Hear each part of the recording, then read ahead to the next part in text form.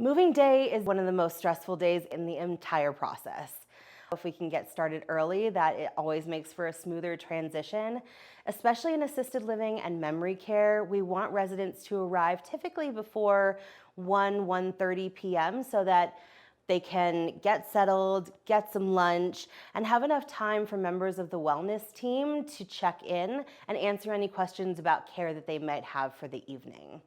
When it comes to independent living, before around 4 o'clock is typically good. We really like them to make it in time to have a meal with us the first day. That's their first introduction to the community, to our residents, and it starts things out on the right foot.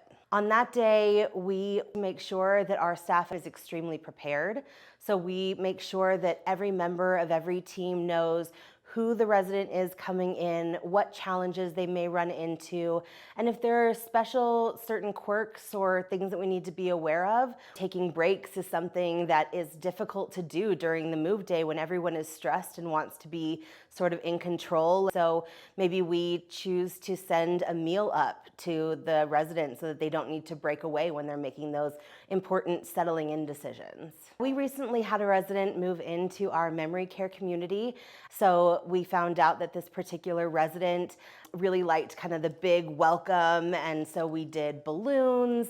We found out that she is a big pepperoni pizza lover, so we had a stack of pepperoni pizzas delivered to her and her family when they arrived to their suite, and just made her feel really special on that first day. There are always going to be challenges and issues that pop up. It's never as smooth as we want it to go. Some of them are unavoidable, like delays with the movers due to weather, due to traffic.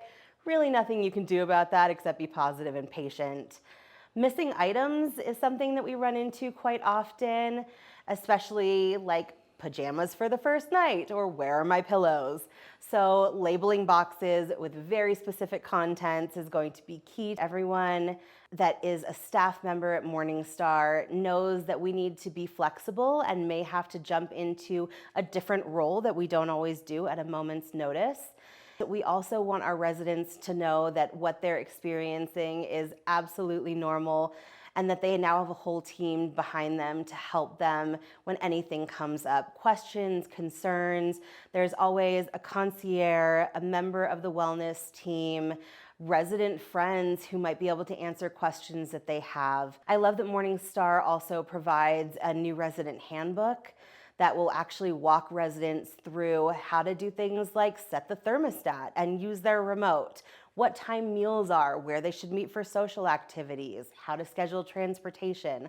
All the questions that are probably circling like crazy through the resident's brain that they might forget to ask on that initial contact all lives in a neat, tidy book that stays with them forever.